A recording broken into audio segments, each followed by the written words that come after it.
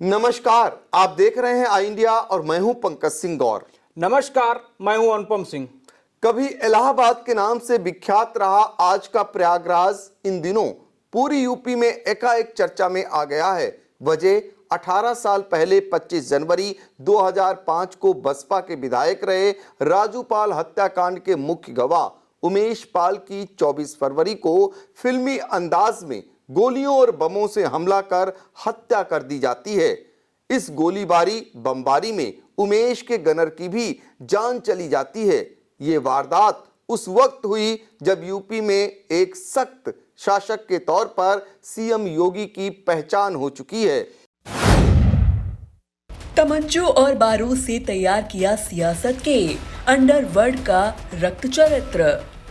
सिर्फ यूपी में ही नहीं, उनकी जीरो टॉलरेंस की नीति कई और राज्यों में भी सराही जा रही है। ऐसे दौर में संगम नगरी में हुए इस हत्याकांड की गूंज पूरे उत्तर प्रदेश में सुनाई दे रही है।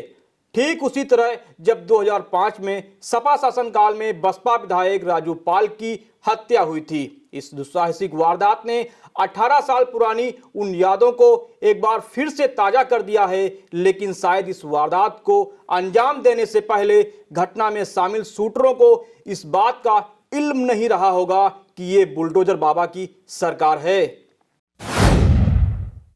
प्रयागराज के चकिया का लड़का बन गया जरायम का प्रतीक।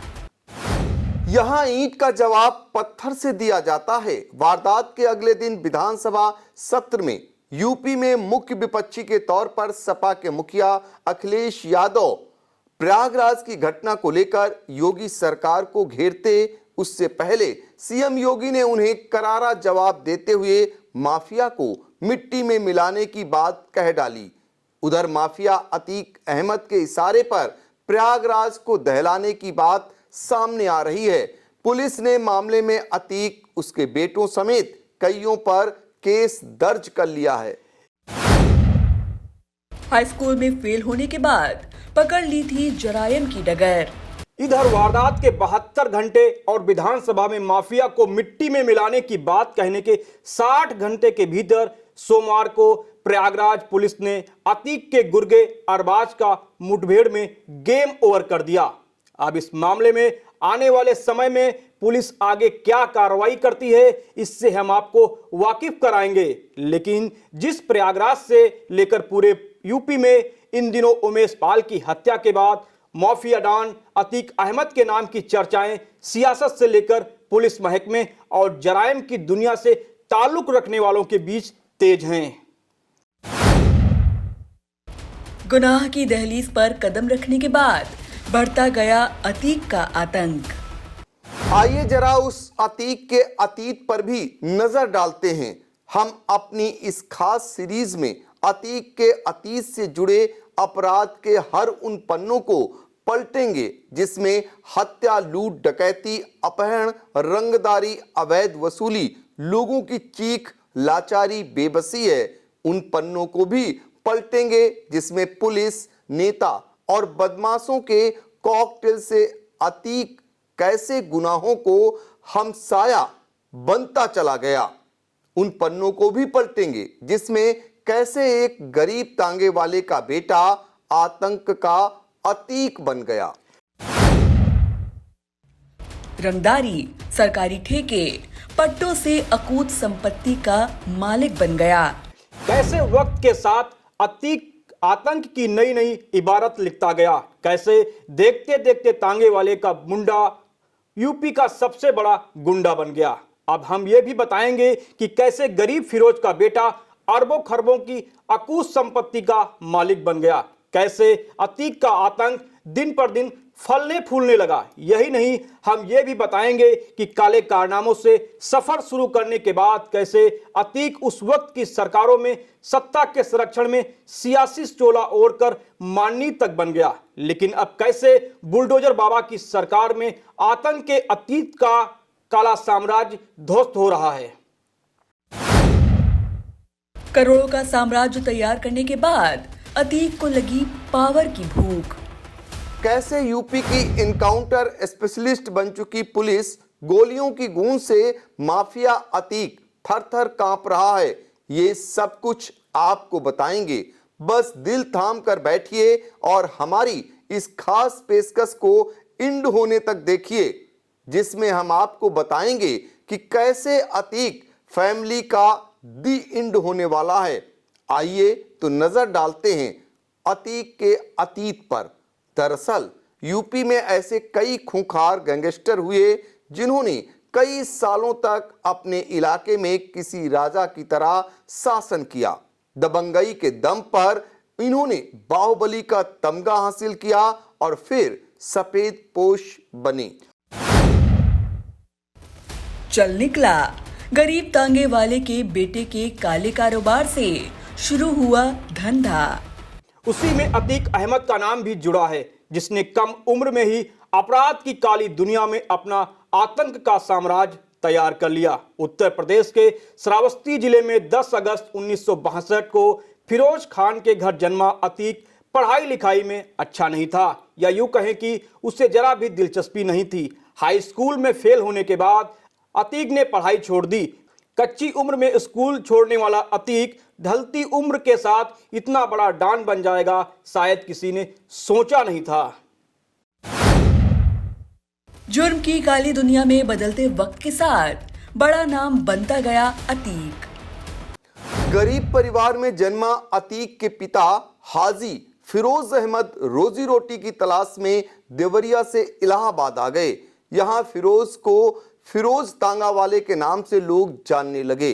कहते हैं कि वह अपने बेटे को पढ़ा लिखा कर बड़ा आदमी बनाना चाहते थे, लेकिन कम उम्र में पढ़ाई छोड़कर अतीक ने जराइम की काली दुनिया की ओर रुख कर लिया। बात 1979 की है, जब अतीक की उम्र महज 17 साल की थी। तभी उस पर कत्ल जैसे संगीन जुर्म का इल्जाम लगा। पावर बढ़ाने को सत्ता के संरक्षण में आतंक के अतीक ने ओढ़ा सियासी चोला। लेकिन इसके बाद अतीक ने कभी पीछे मुड़कर नहीं देखा। वो दौर 1980 का था, जब इलाहाबाद और आज का प्रयागराज तेजी से बदल रहा था। नए उद्योग धंधे लगाए जा रहे थे, स्कूल कॉलेज बन रहे थे। संगम किनारे बसे शहर में जब बदलाव की धारा बहाई जा रही थी, तब बड़े बड़े सरकारी ठेके दिए जा रहे थे।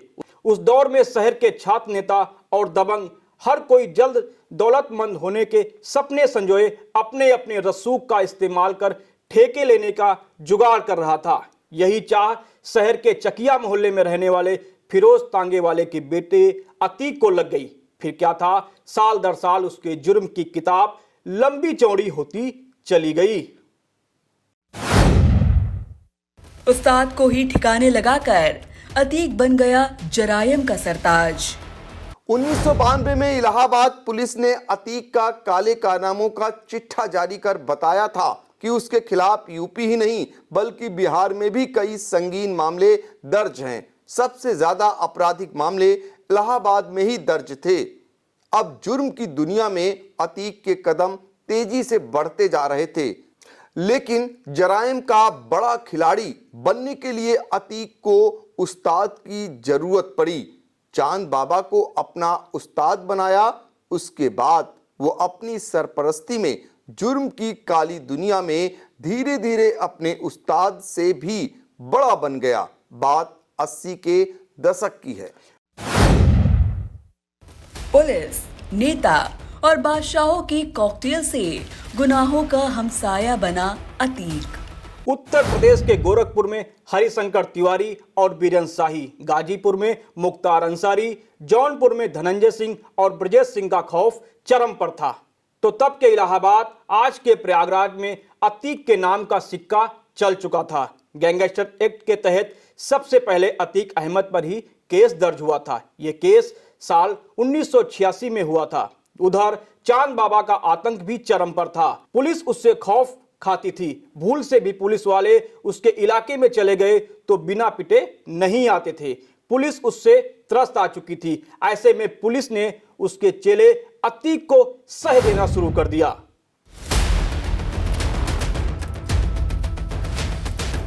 इस खेल में नेताओं और बदमाशों का भी अतीक को साथ मिल गया। फिर क्या था, चांद बाबा से भी बड़ा गुंडा बनने के ख्वाब अतीक देखने लगा। इस बीच साल 1989 में चांद बाबा की हत्या हो जाती है।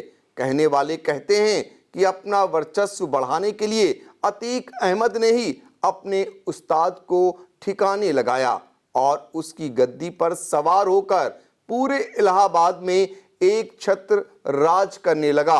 आलम यह था कि कुछ ही समय में अतीक ने अपने वर्चस्व को इतना बढ़ाया कि उसके गैंग में 120 से भी ज्यादा शूटर शामिल हो गए। गुंडागर्दी के बल पर अतीक सबसे बड़ा डॉन बन चुका था। आलम यह हो चुका था जिस पुलिस ने उसे गुंडा बनाने के लिए सह दी, वही पुलिस उस पर हाथ डालने की हिम्मत नहीं कर पा रही थी। अब अपराध की दुनिया में नाम कमा चुके अतीक को इस बात का पता चल चुका था कि सत्ता की ताकत क्या होती है। इसीलिए उसने जराइम की दुनिया के साथ सियासत की दुनिया की ओर भी रुख किया। बाहुबल के दम पर अतीक ने राजनीति में भी एंट्री मारी। 1989 में पहली बार इलाहाबाद पश्चिमी सीट पर से वह विधायक बन गया। 1991, 1993 में निर्दलीय विधायक भी बना। फिर 1996 में इसी सीट पर सपा के टिकट से चुनाव लड़कर विजय हासिल की। 1999 में अपना दल का दामन थामा, प्रतापगढ़ से चुनाव लड़ा, लेकिन इस बार हार का मुंह देखना पड़ा। 2002 में इसी पार्टी से अतीक विधायक बन गया। 2003 में यूपी में सपा की सरकार बनने पर अतीक को मुलायम सिंह यादव का आशीर्वाद मिल जाता है। 2004 के आम चुनाव में फूलपुर से सपा के टिकट पर अतीक अहमद सांसद बन गया। इसके बाद इलाहाबाद पश्चिमी की सीट खाली हो गई थी। इस सीट पर अतीक ने अपने भाई अशरफ को सपा के टिकट से उपचुनाव में उतारा। उधर अशरफ के सामने खड़ा हुआ इलाहाबाद का एक और क्रिमिनल राजू पाल। 25 मुकदमों का ठप्पा लिए अमन पाल उर्फ राजू पाल ने बीएसपी के टिकट पर ताल ठोकी थी। कहते हैं कि राजू पाल कभी अतीक के लिए भी काम करता था और अब वो अतीक के वर्चस्व को ही चुनौती दे रहा था। इस चुनाव में राजू पाल ने अतीक के भाई को पटकनी दे दी। कहते हैं कि ये हार अशरफ को इतनी बुरी लगी कि उसने खाना पीना तक छोड़ दिया, पर यही जीत राजू के लिए मौत का सबब बन गई। विधायक बनने के कुछ महीनों बाद 25 जनवरी 2005 को राजू पाल की हत्या कर दी जाती है। अब 2007 आ चुका था। उत्तर प्रदेश की सत्ता में फिर से बदलाव होता है। सीएम की कुर्सी पर बसपा सुप्रीमो मायावती विराजमान हुई। मायावती के राज में अतीक का सियासी रसूख ढलते सूरज की तरह अस्त होने लगा। सपा ने भी अतीक को बाहर का रास्ता दिखा दिया और मायावती ने अतीक को सबक सिखाना शुरू कर दिया। मायावती ने अतीक को मोस्ट वांटेड घोषित करवा दिया। अतीक की करोड़ों की संपत्ति सीज हो चुकी थी। काली कमाई से बनाई गई इमारतों को गिरा दिया गया। अतीक अहमद फरार घोषित कर दिया गया। दिल्ली पुलिस ने उसे गिरफ्तार कर यूपी पुलिस को सौंप दिया। इसके बाद अतीक का ठिकाना जेल बन गया। समय बीता और फिर 2012 का वो दौर आ गया जब यूपी में विधानसभा के चुनाव होने थे। चुनाव लड़ने के लिए अतीक ने जमानत अर्जी लगाई, उसे जमानत मिल गई। 2012 के चुनाव में अतीक ने एक बार फिर से चुनाव लड़ा। हालांकि इस चुनाव में उसे राजू पाल की पत्नी पूजा पाल से हार का सामना करना पड़ा। 2012 में फिर से सपा की सरकार आई। अतीक ने फिर से अपना रसूख दिखाना शुरू कर दिया। 5 सालों तक अतीक का रसूख चलता रहा, लेकिन 2017 के आते ही अतीक के दुर्दिन शुरू हो गए। 17 के चुनाव में यूपी में भाजपा की सरकार बनती है। योगी आदित्यनाथ सूबे की सत्ता की बागडोर संभालते हैं। इसी के साथ राजनीतिक रसूख गिरता गया और अब उसके दिन गर्दिश में आ गए हैं। भाजपा की सरकार बनने के बाद से ही उस पर लगातार कानूनी शिकंजा कसता जा रहा है। सरकार ने अतीक की करोड़ों रुपयों की संपत्ति कुर्क कर ली है। इमारतों पर बुलडोजर चल चुका है। फिलहाल 80 के दशक से शुरू हुआ अतीक का साम्राज्य अब ध्वस्त होने की कगार पर आ पहुंचा है। माफिया अतीक अहमद की 2019 के लोकसभा चुनाव से पहले गिरफ्तारी हुई थी। मौजूदा समय में वह गुजरात की साबरमती जेल में है। अब पुलिस पूछताछ के लिए उसे यूपी लाने की तैयारी में है। उमेश पाल की हत्या में अतीक पर आरोप लग चुका है। नामजद मुजरिम पुलिस उसे बना चुकी है। अब देखना ये अहम होगा कि अतीक का हश्र क्या होता है। अब हमें दीजिए इजाजत। सच्ची और सटीक खबरों के लिए देखते रहिए आई इंडिया।